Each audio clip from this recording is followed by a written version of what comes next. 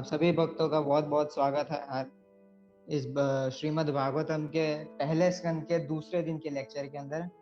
आप सभी का बहुत बहुत हार्दिक स्वागत है। तो हम शुरू करते हैं प्रणाम मंत्र से। हरे कृष्ण। ओम नमो भगवते वासुदेवाय। नारायण नमस्कृत्य नरं चैव नरोत्तमं देवीं सरस्वतीं व्यासं ततो ध्यानम् उद्रियते। सर्वत्रं सर्वकथा कृष्ण पुण्यशरण कीर्तन हृदयन्त सतो यः अभद्राणि विभूत्सूत्र सतम्। हरे कृष्ण।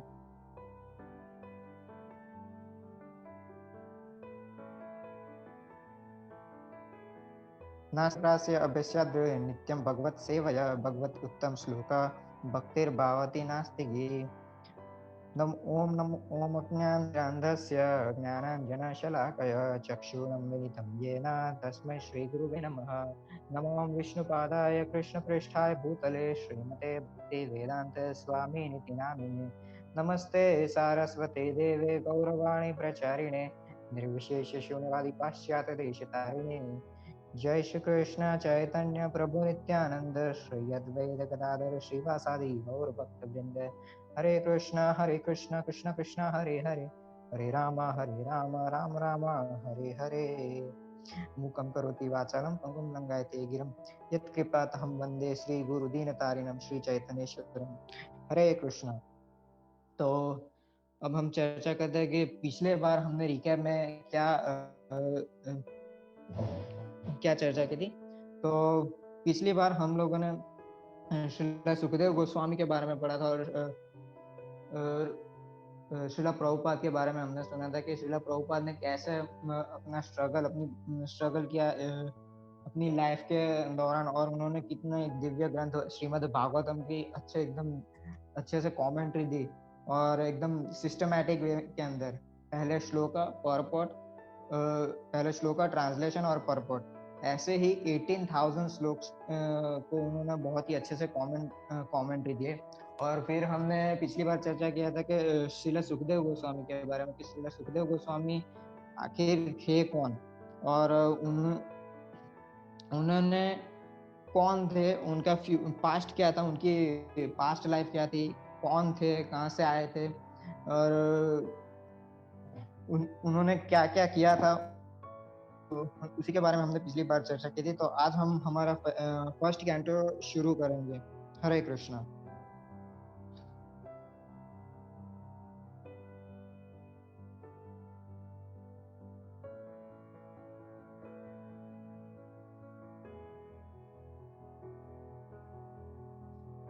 तो आज हमारा जो कॉन्टेक्स्ट है वो इस तरह से कि आज हम पहले चैप्टर ऋषियों द्वारा जो प्रार्थना की गई है कि जो जितने भी शौनक ऋषि इत्यादि महर्षि थे उन्होंने क्या प्रार्थनाएं की थी, और दूसरा चैप्टर ये है कि और दैवीय सेवा ईश्वरीय सेवा कैसे की जाए, उसके बारे में हम चर्चा करेंगे। और तीसरा है कि कृष्ण सभी अवतारों के स्रोत है। ऐसे एक्चुअली बहुत सारे सब लोग आजकल यूजुअली ऐसा मानते हैं कि Lord Vishnu is the supreme personality of God, Vishnu भगवान ही पूर्ण पुरुषोत्तम भगवान है। हाँ, बात सही है, पर जो उनसे भी ऊपर जो है ऑथोरिटी है वो किसकी है, तो भगवान श्री कृष्ण की है। उन्हीं से ही सारे अवतार, सारे जितने भी लीला अवतार है, गुण अवतार है, मनवंतर अवतार है, जितने भी अवतार आते हैं उन्हीं से ही आते हैं। तो आप आज हम उसके बारे में चर्चा करेंगे कि पहला है कि नैमिषारण्य में महान यज्ञ का आरंभ कैसे हुआ था, उसके बारे में आज हम चर्चा करेंगे। हरे कृष्ण। तो शुरू करते हैं आज पहला चैप्टर।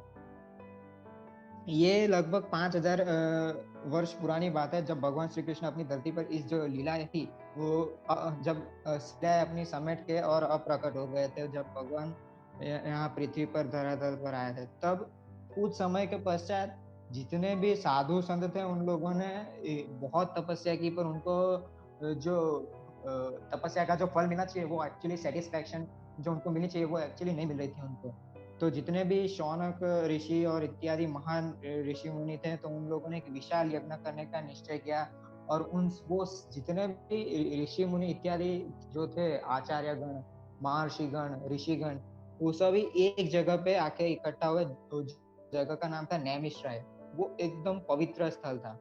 नैमिषारण्य इतना अत्यंत पवित्र पवित्र तीर्थ स्थल था, क्या माना जाता है कि जो एक रेफरेंस पॉइंट लिया उन्होंने कि नैमिषारण्य से एक पूरी ब्रह्मांड का जो उन्होंने मेजरमेंट किया था, उसका रेफरेंस पॉइंट उन्होंने नैमिषारण्य, जो स्थान है नैमिषारण्य, वहां से उन्होंने पूरी धरती से लेके पूरा ब्रह्मांड उन्होंने नापा था। सोच के देखिए कितनी बड़ी मेजरमेंट रही होगी। हमारा मेजरमेंट यूनिट तो कितना जाता है, ज्यादा से ज्यादा सेंटीमीटर, मिलीमीटर, किलोमीटर, मीटर, इससे भी ज्यादा मेगामीटर, गीगामीटर, टेरामीटर। हमारी फिर उससे तो परे ही हो जाता है। जितनी भी मेजरमेंट यूनिट्स है सभी उनसे परे हो जाता है। योजन आती है फिर उनके बारे में, तो योजन, महाओग जैसी जैसी यूनिट्स आती है।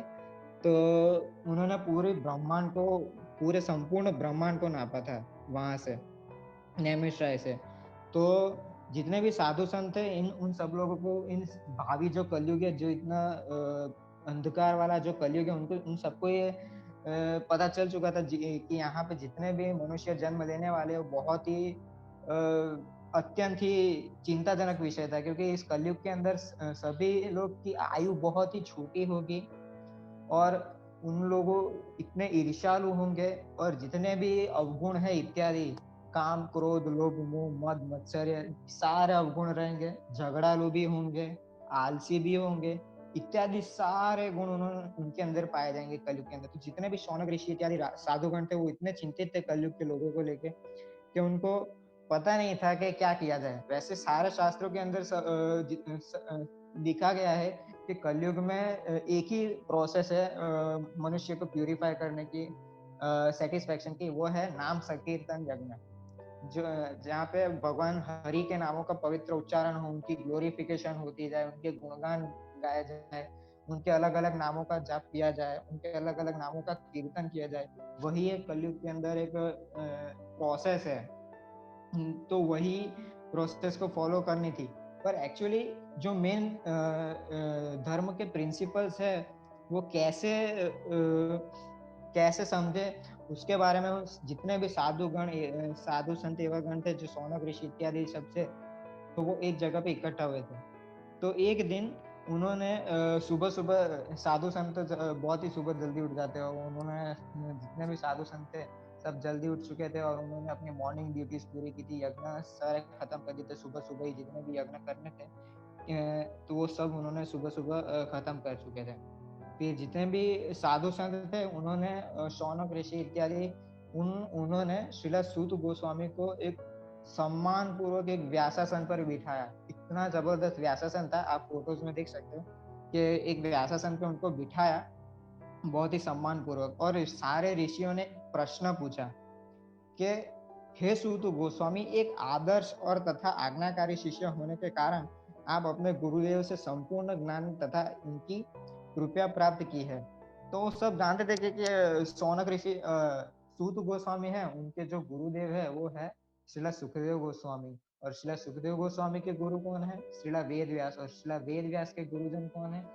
तो वो है नारद मुनि। देखिए कैसे गुरु शिष्य परंपरा के माध्यम से ये जो कड़ी है, चेन है, वो नीचे आ रही है। तो ऐसे उनको ग्लोरीफाई कर रहे थे, जितने भी साधु संत थे ऐसे सूत गोस्वामी को ग्लोरीफाई कर रहे थे।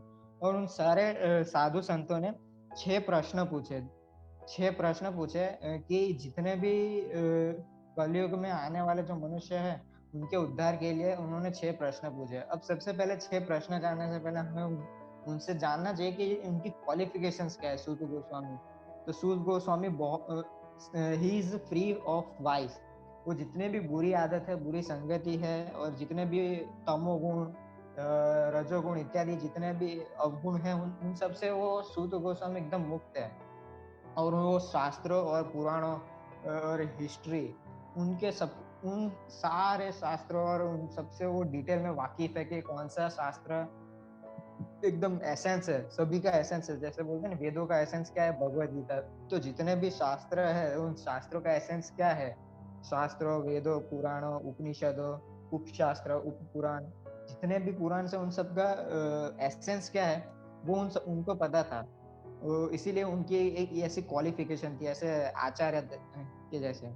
और ही has the knowledge of Ved Vyas and other series. और उनको जितने भी बड़े बड़े गुरुजन थे, साधु संत थे, महात्मा थे, उन सबके बारे में उनको ज्ञात था कि कौन है वो लोग, कितना महान है वो। और उनको पता भी था कि श्रीला वेद व्यास श्री कृष्ण के ही एक अवतार है, कृष्ण द्वापर वेद व्यास। और तीसरा है कि ही इज वेरी सबमिसिव। वो काफी काफी विनम्र है, काफी उनके अंदर जितने भी अच्छे अच्छे गुण सारे उनके अंदर पाए जाते हैं। वो बहुत ही जेंटल है और वो अपने गुरुदेव के प्रति बहुत ही आदर्श है, गुरुदेव के प्रति वफादार है। तो इतने सारी इनकी क्वालिटीज है, कि क्वालिफिकेशंस है कि सूत गोस्वामी की। अब हम डिस्कस करेंगे कि कौन से 6 क्वेश्चंस जो है साधु संतों ने पूछे सूत गोस्वामी को।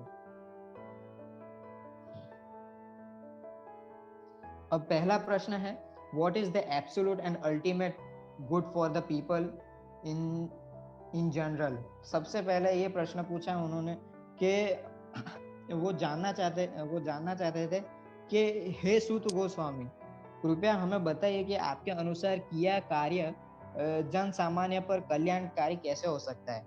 और कलयुग के लोग की आयु इतनी कम है, अत्यंत है, झगड़ालू है, आलसी है, भ्रमित है, दुर्बल है, सदैव उद्विग्न रहते हैं। सदैव उद्विग्न मतलब कि वो हमेशा चंचल रहते हैं, चंचल मन उनका रहता है। कभी इधर जाते हैं, कभी मन उधर भटकता है, कभी इधर भटकता है।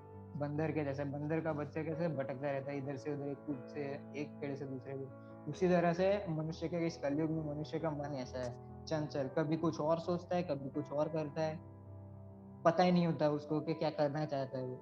और दूसरा प्रश्न है, what is the essence of all these scriptures and explain it for the good of the all livings.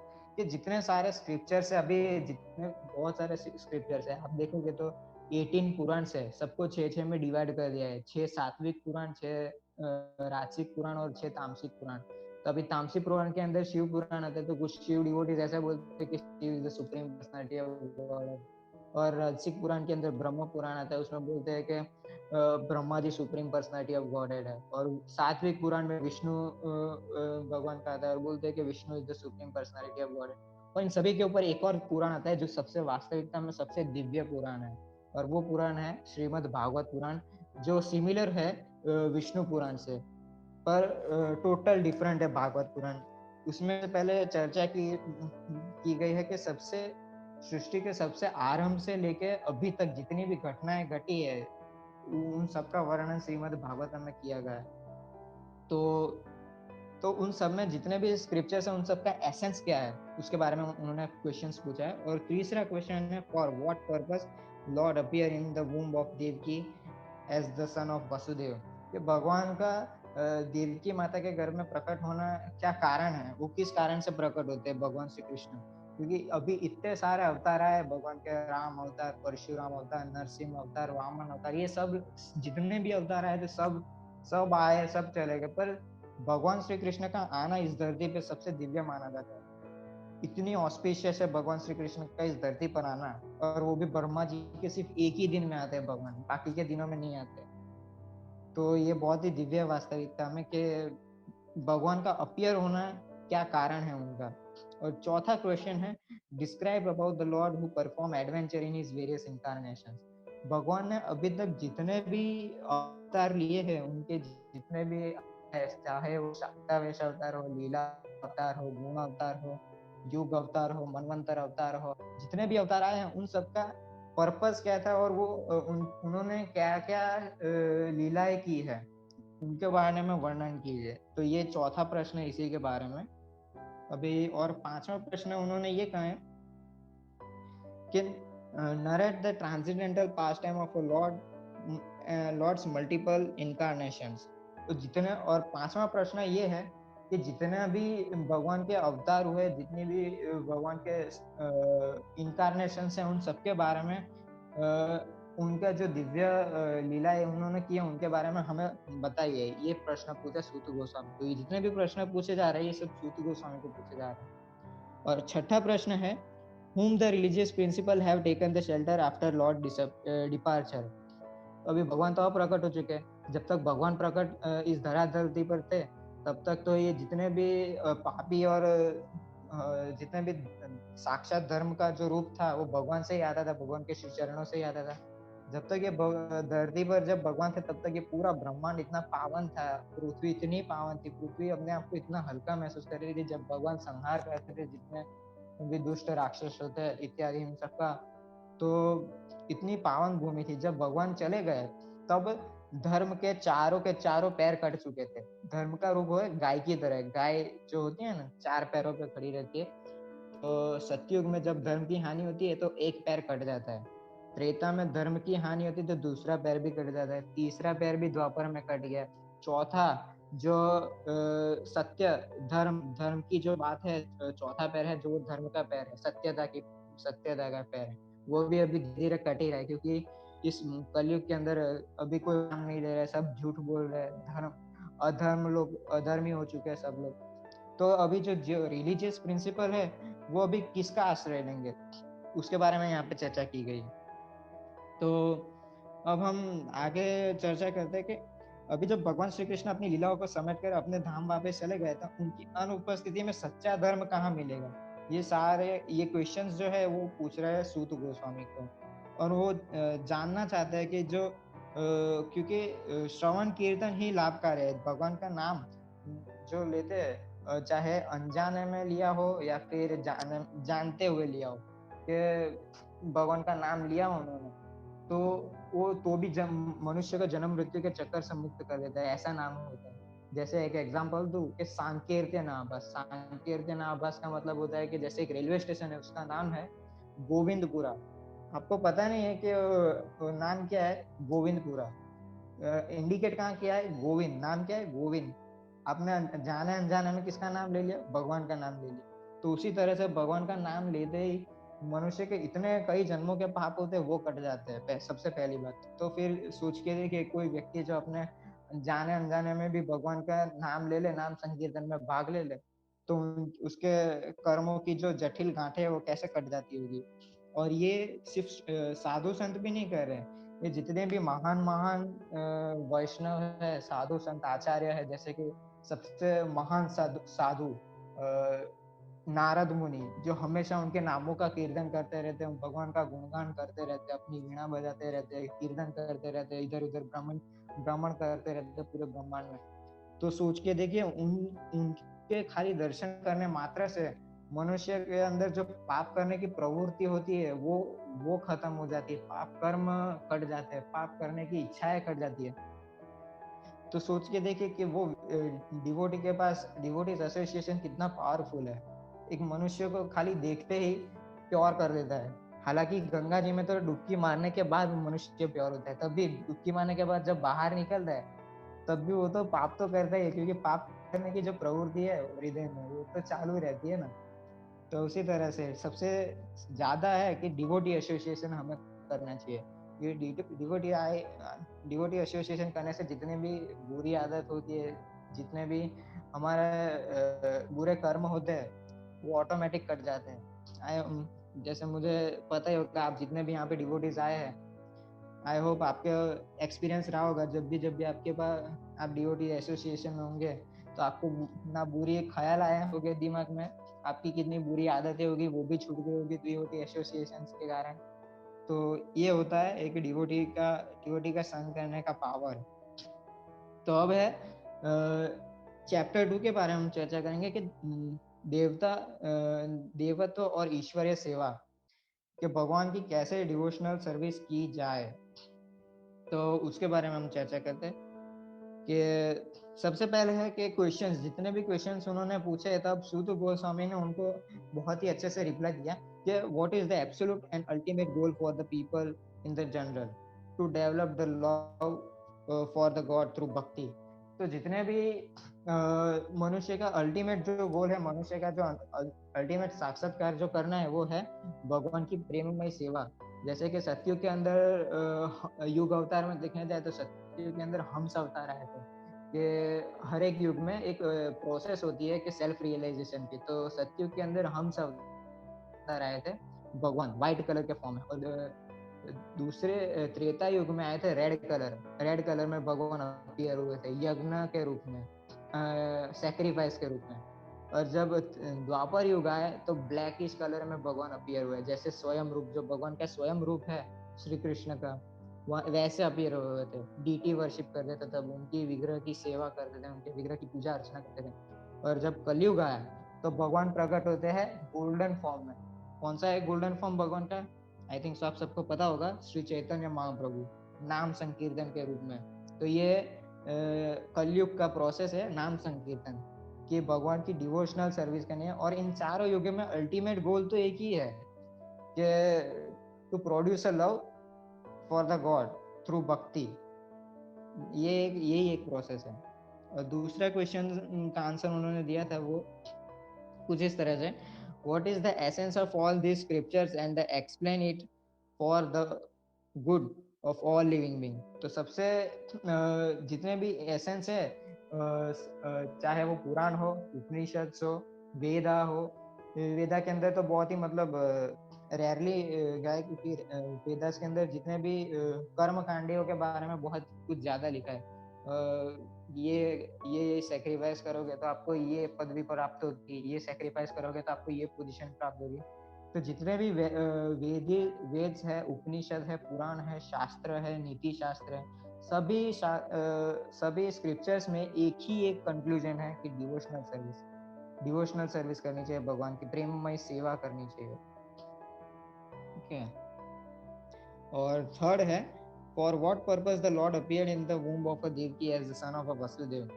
तो भगवान का प्रकट होना बहुत ही वास्तविकता में दिव्य है। बाकी बहुत सारे अवतार आए भगवान के, राम अवतार आए, जो पुरुषोत्तम कहलाते हैं, और नरसिंह अवतार आए, वामन अवतार आए।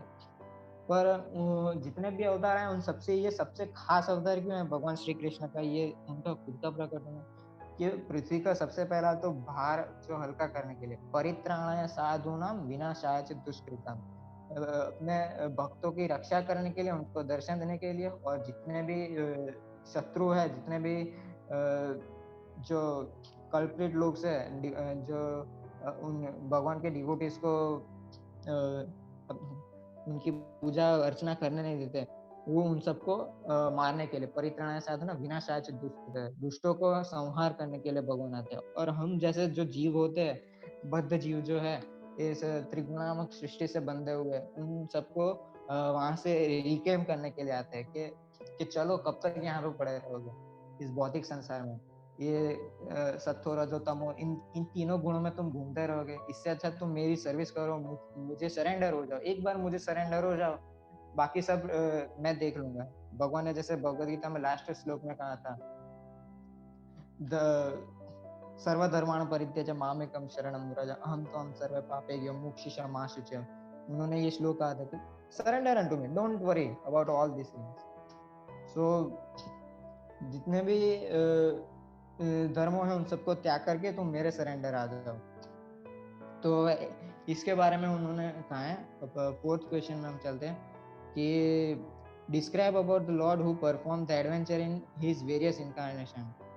तो अभी कृष्णा ने जितने भी अपने इन एक्सपांशन किए, उन सबका एक्सपांशन शुरू होता है पुरुष अवतार से।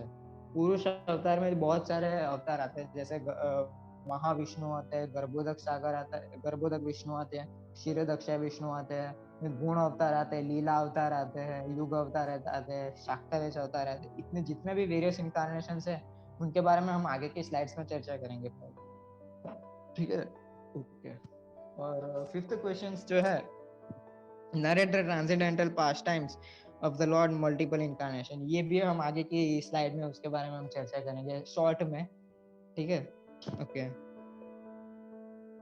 और जो सिक्स्थ क्वेश्चन है वो, whom the religious principle have taken the shelter of the Lord departure। भगवान के जाने के बाद जितने भी धार्मिक सिद्धांत है उन सब ने आश्रय कहाँ लिया है? तो उन सब ने आश्रय लिया है श्रीमद् भागवत महापुराण के अध्ययन। कि श्रीमद् भागवत महापुराण अमल पुराण है, इसके अंदर कोई मल नहीं है। मल मतलब गंदी चीजें इसके अंदर नहीं बताई गई, जैसे कि धर्म, अर्थ, काम, मोक्ष। जितने भी शास्त्र हैं इन सारे शास्त्रों के अंदर चार चीजें आपको मिलेगी, धर्म, अर्थ, काम, मोक्ष। पर इस श्रीमद् भागवतम में ये 4 चीजों को जगह ही नहीं मिली। सबसे पहले लोग धर्म का पालन क्यों करते हैं? अर्थ कमाने के लिए। और अर्थ किस लिए कमाते हैं? कामनाएं पूरी करने के लिए। जब कामना पूरी नहीं होती तो लोग क्या करते हैं अक्सर? छोड़ो छोड़ो घर बार, चलो हरिद्वार। मोक्ष के लिए बढ़ जाते हैं। स्वार्थी लोग होते हैं। एक्चुअली मोक्ष का मतलब स्वार्थी होता है, क्योंकि वो मोक्ष कैसे लोग लेते हैं कि ये जो भौतिक संसार है उनको भोग नहीं सकते वो, फिर वो क्या करते हैं कि भोग नहीं सके, अब चलो इंद्रियों को शांत करने के लिए मोक्ष की तरफ बढ़ जाते हैं। चलो गंगा यमुना काशी त्रिवेणी संगम, फिर वहां चले जाते हैं वो लोग। फिर वहां जाकर कुछ सेक्रीफाइस करते हैं, फिर उनको मोक्ष की प्राप्ति के लिए कुछ आगे का प्रयास करते हैं, क्योंकि वो सेल्फ सेंटर, वो मोक्ष की प्राप्ति भी एक सेल्फ सेंटर पॉइंट है कि खुद को शांत करना है, ना कि भगवान को शांत। अगर आप भगवान को सेटिस्फाई करोगे तो आप ऑटोमेटिकली सेटिस्फाई हो जाओगे। ये वाइस वर्सा है, उनको पता नहीं है। तो अब थर्ड चैप्टर के बारे में बात करते हैं। हाँ, थर्ड चैप्टर नहीं, सॉरी। तो अभी उनकी वर्शिप्स के बारे में चर्चा करते हैं कि उनकी वर्शिप लोग कैसे करते हैं। कि श्रीमद भगवत गीता के अंदर एक श्लोक आता है, श्लोक के अंदर एक लाइन है, एकत्वेन पृथक्त्वेन विश्वतो बहुत भूकम। इसका मतलब ये है कि जो भगवान को 3 तरह के डिवोटीज उनको पूजा करते हैं, 3 तरह की।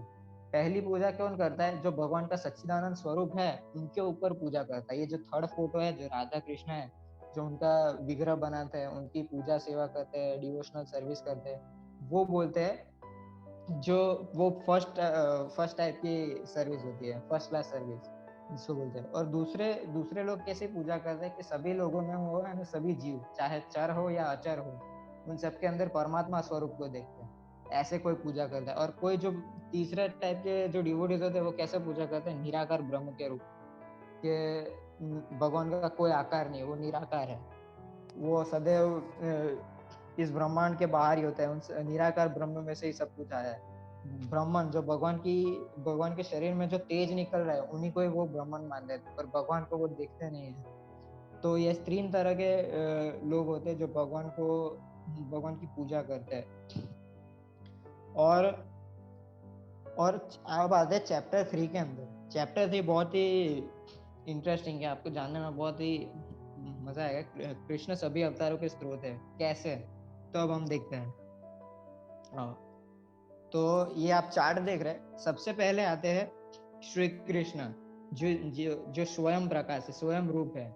He is the origin from cowherd boy in Vrindavan. उनका जो एटर्नल, जो सच्चिदानंद स्वरूप है, वो ऐसा है, वो 15 साल के बच्चे के जैसा है।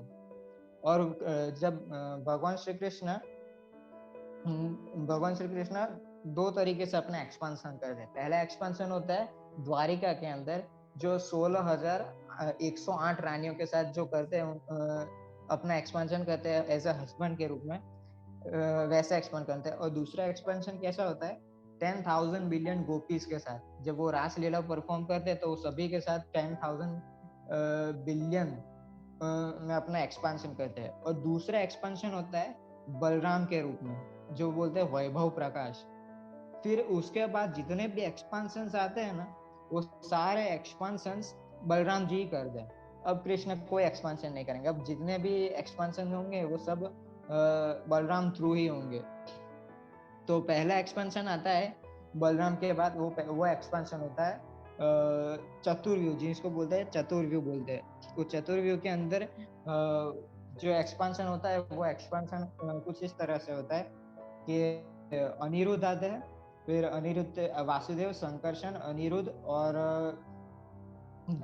अनिरुद्ध के बाद आता है प्रद्युम्न। ये 4 जो एक्सपांशन होता है। फिर इन 4 के बाद संकर्षण में से वापस से एक्सपांशन होता है, जो होता है राम, लक्ष्मण, भरत और शत्रुघ्न। फिर लक्ष्मण से वापस से एक्सपांशन होता है जो नारायण फॉर्म में होता है, जो वैकुंठ में वास करता है। तो वैकुंठ में जो वो बोलते हैं पुरुष अवतार।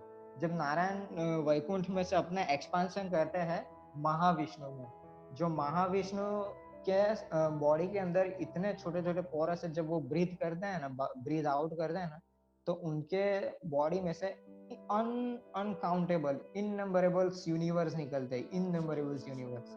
और उसमें से हमारा एक छोटा सा यूनिवर्स है जिसमें हम रह रहे हैं। तो हाँ, ये एक फोटो है, इसके बारे में मैं आपको बताता हूँ। फिर हर एक यूनिवर्स के अंदर Garbhodaka Vishnu as a enter होते हैं। गर्भोदक विष्णु एंटर होने के बाद सारे जो जितने भी जीवात्मा सब निकलती है, उन सारी जीवात्माओं में भगवान अपना एक्सपांशन और फर्दर करते हैं क्षीरोदक्षय विष्णु के अंदर। तो ये सभी तीन जो विष्णु है उन सबका अलग अलग कार्य है। तो अभी उनके बारे में हम और चर्चा करेंगे कि अब जब भगवान अवतार लेते हैं, जो स्वयं रूप में जो अवतार आते हैं, उनका जो पुरुष अवतार है, उन सब में कितने कितने अवतार होते हैं। सबसे पहला अवतार होता है लीला अवतार। जो लीला अवतार में भगवान कैसे प्रकट होते हैं, उनके पास्ट टाइम, जितने भी पास्ट टाइम होते हैं उन सब पे वो परफॉर्म करते हैं।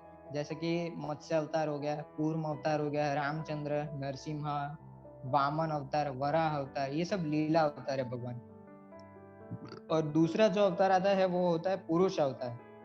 पुरुष अवतार में जैसे मैंने बताया कि क्षीरोदक्षय विष्णु आते हैं, गर्भोदक्षय विष्णु जो सेकंड पुरुष अवतार आते हैं, और जो क्षीरोदक्षय विष्णु है वो थर्ड पुरुष अवतार में आते हैं, जो सभी सभी के हृदय में परमात्मा रूप में व्याप्त होते हैं।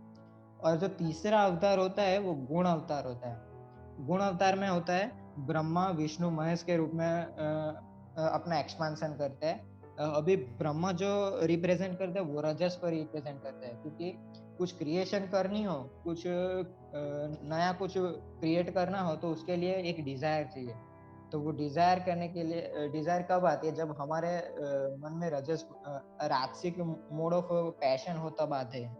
और जो विष्णु आता है वो सत्व गुण। सत्व गुण एक्चुअली जिम जाना और जिम छोड़ देना बहुत इजी टास्क है, पर जिम कंटिन्यू रखना, बॉडी बनाए रखना, मोड ऑफ सत्व गुण, सात्विक मोड होना चाहिए, मोड ऑफ गुडनेस होना चाहिए, तभी कोई व्यक्ति कोई उस चीज को कंटिन्यू कर पाता है। तो उसी तरह से किसी भी चीज को मेंटेन करना हो तो उसके लिए मोड ऑफ गुडनेस चाहिए। और शिवा रिप्रेजेंट करते तामस को, डिस्ट्रक्शन को। इसका मतलब ये नहीं है कि लॉर्ड शिवा तमस गुण में है। शिवा तमस गुण में आते ही नहीं है। Actually there are three types of guna, गुणाधीश, गुणातीत एंड गुणाधीन। हम जो जीव आत्माएं हो वो सब गुणाधीन है, हम गुणों के अधीन है, सत्व रजो तमो उन सब के अधीन है, हम उनके अंडर में हम है, इसीलिए हमको बोलते हैं गुणाधीन। और जो जितने भी वैष्णव गण है, जितने भी साधु संत डिवोटीज और देवी देवताओं तो नहीं, पर देवी देवताओं के ऊपर भी जो लेवल के जो साधु संत महात्मा है, ब्रह्मा जी है और लॉर्ड शिवा है, वो सब आते हैं गुणा गुणातीत में। गुणातीत मतलब वो सत्व रजो और तमो गुण के सबसे ऊपर है, उनको टच भी नहीं कर सकते ये तीन गुण। तो उनको बोलते हैं गुणातीत। और गुणाधीश का मतलब होता है जो गुणों के स्वामी है, गुणों के जो राजा है। वो कौन है? भगवान साक्षात भगवान श्री कृष्ण गुणों के स्वामी है। तो कोई ऐसा मिसकंसेप्शन लेके मत चलना कि लॉर्ड शिवा यहाँ पे ऐसे गुण अवतार में तामसिक क्यों दिखाया गया है। एक्चुअली ये भगवान का गुण अवतार है, इनमें से कोई भी गुण के अंदर नहीं आते, ये सब गुणों के परे है, इनको गुण टच भी नहीं कर सकते। और दूसरा आता है शाक्तावेश अवतार। शाक्तावेश अवतार के अंदर जो जैसे पहले बताया कि लीला अवतार भी आता है शाक्तावेश अवतार के अंदर, जैसे कि चार कुमार है, नारद मुनि है, ब्रह्मा जी है। शाक्तावेश अवतार के अंदर जैसे कि ब्रह्मा जी को एम्पावर्ड किया गया है भगवान ने कि आप सृष्टि का सर्जन कीजिए। तो वो आते हैं, क्रिएटर भी है और साथ में भगवान की भक्ति भी करते हैं, डिवोशनल सर्विस परफॉर्म तो नहीं करते पर तपस्या करते हैं। तो वो आते हैं शाक्तावेश अवतार के अंदर। और उनके अंदर फिर आते हैं और एक डिवीजन होता है, वो है विभूतिस के अंदर होता है, कि जितने भी भगवान की विभूतिस है वो सारे देवी देवता के अंदर। जैसे कि इंद्र की क्वालिटी क्या है? वर्षा करना। अग्नि की क्वालिटी क्या है? फायर एलिमेंट है। और मेरू माउंटेन अब आगे के चैप्टर में आएगा। मेरू माउंटेन बहुत बड़ा माउंटेन है, गोल्डन माउंटेन है, पूरा सीधा खड़ा है, 1 लाख किलोमीटर जितना लंबा है, उतना बड़ा माउंटेन है। जो क्वालिटी कहाँ से आ रही है? वो विभूति कहाँ से आ रही है? भगवान में से आ रही है। फिर बृहस्पति है, कार्तिकेय है, भृगु है, ये सब भगवान की विभूति का एक्सपांशन है। और दूसरा आता है मनवंतर अवतार। मनवंतर अवतार के अंदर जैसे 14 मनुज आते हैं।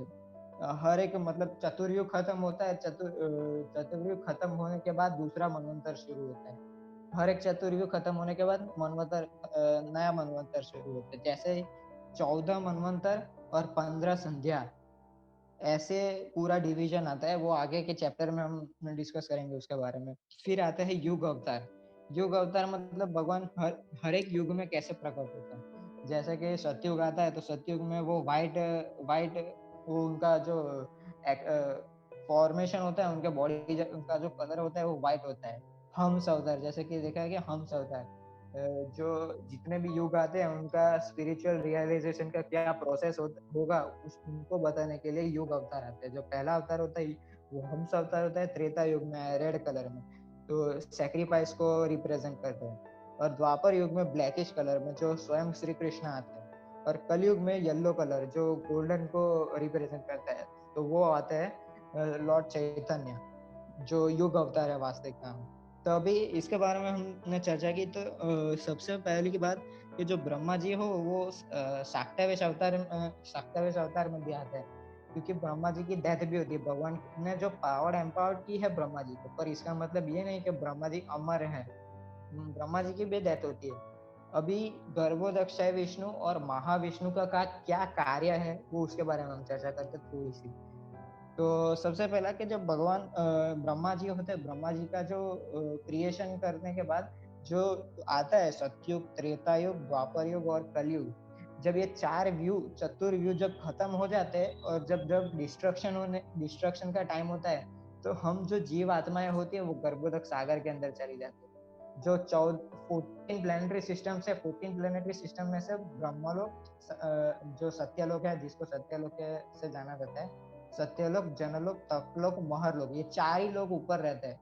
बाकी ये चार के नीचे के जितने भी लोग होते हैं, इंद्रलोक हो, भूलोक हो, पाताल, तलातल, महातल, ये जितने भी नीचे के बाकी के लोग होते हैं, वो सारे गर्भोदक विष्णु के अंदर चले जाते हैं। और हम जीवात्मा भी सब उनके अंदर चले जाते हैं। और जब अगेन अगेन जब क्रिएशन का टाइम आता है, तब हम वापिस से हमारी कॉन्शियसनेस रीगेन होती है और हम फिर अपना कर्मों के हिसाब से हमारा फिर से जन्म होता है। फिर से जन्म होने के बाद फिर से हमारा कर्म शुरू हो जाते हैं।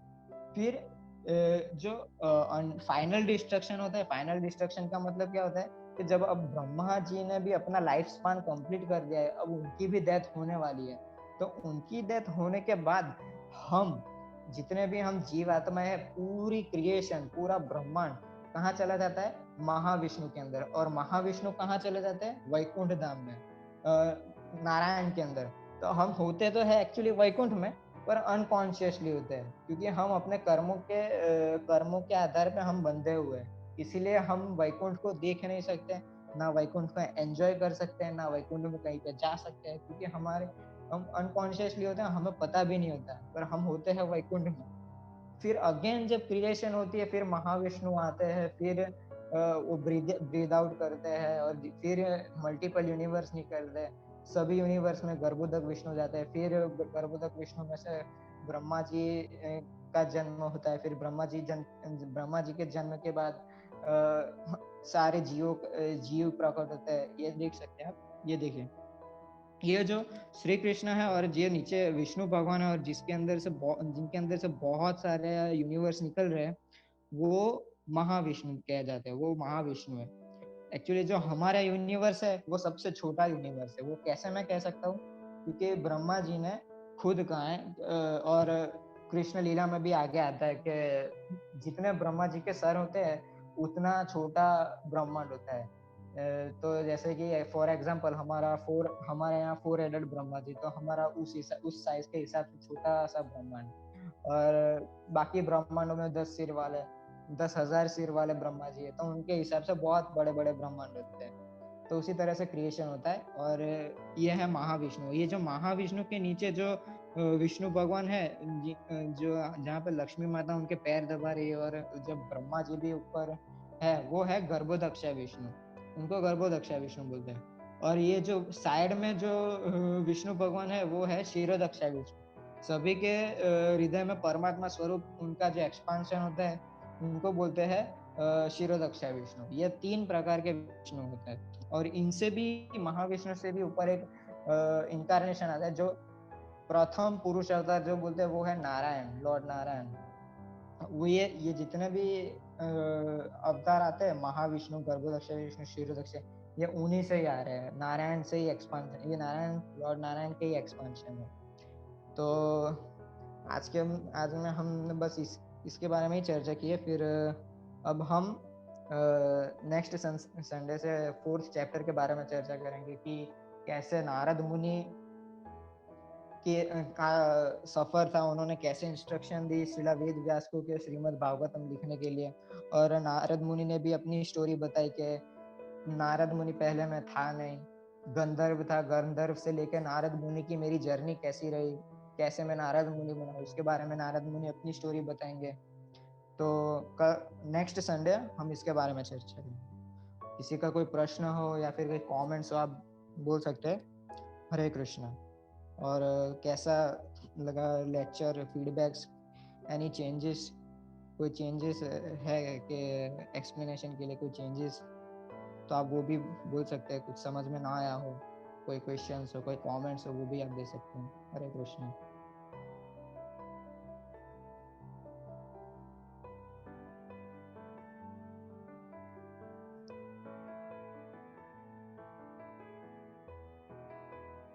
हरे कृष्णा। एनी कमेंट्स और क्वेश्चंस? अगर ना हो तो हम लेक्चर एंड कर देंगे। नेक्स्ट संडे को हम मिलेंगे श्रीमद् भागवतम के लेक्चर में। अगर आपके कोई डिवोटी फ्रेंड है, कोई जो इंटरेस्टेड है श्रीमद् भागवतम लेक्चर सुनने में, तब उनको भी बुला सकते हैं। हरे Krishna.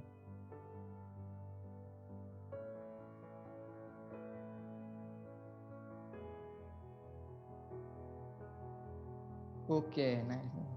Avish Prabhu is saying that after 1000 cycle of Chatur Yuga, 1 day of Brahma. Yes, absolutely right.